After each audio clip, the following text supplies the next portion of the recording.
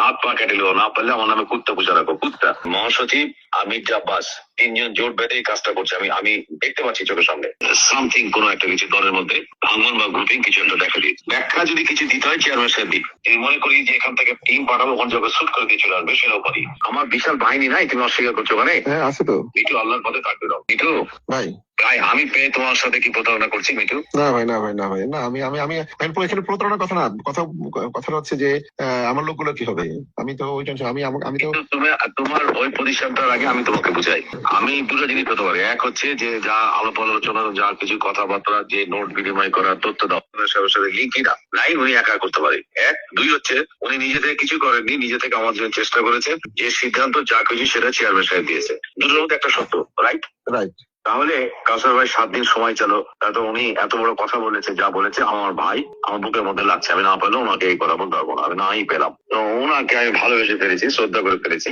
আমিও তো বিশ্বাস করেন মানে শুনেন, তাহলে একটা কথা বলি, কাছে পারতেন আদাল ভাষা কোনো প্রবলেম হোক, যাক ভাই যাক, 7 দিন হয়েছে আলহামদুলিল্লাহ। আমার লোকগুলা যদি মার না খায়, আমার লোকগুলা যে মার খাবে এটাই তো সমস্যা। আমি চাই না আমার লোকগুলা আমার জন্য মার খাক। আমার লোকগুলা সেটাই, আমার লোক মানে লোকগুলো তো আমার জন্য। আমি তো ভাই পুরো আমার বিশাল বাহিনী নাই, তুমি অস্বীকার করছো? মানে হ্যাঁ আছে তো, কেন লোকের মায়ের আপনি মনে করেন নতুন ভাই বেরোতে পারবে? ওকে তো মায়ের ট্রেনে তুলে দিবে।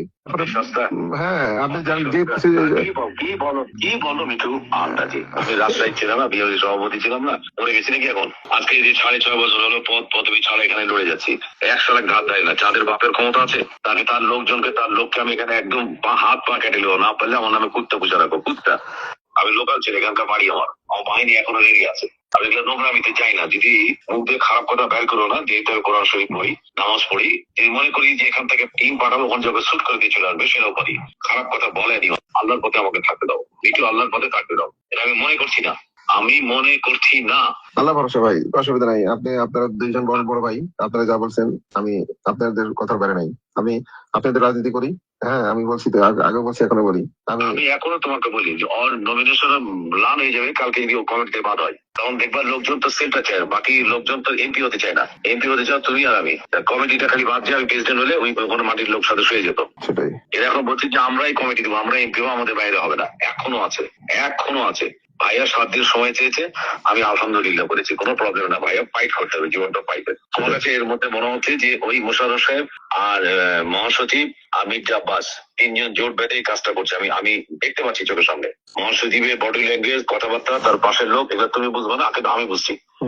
আর এই যে হাফিজ উদ্দিন, এই যে মেজর হাফিজ এই 2 দিন আগে ইলেকশনও সে টোটাল বিএনএন, ওই যে তৃণমূল বিএনপি টোটাল সে অর্গানাইজ করেছে, টোটাল এরা সবই আমি করি, আমি দেখছি, আমি এদেরকে চিনি।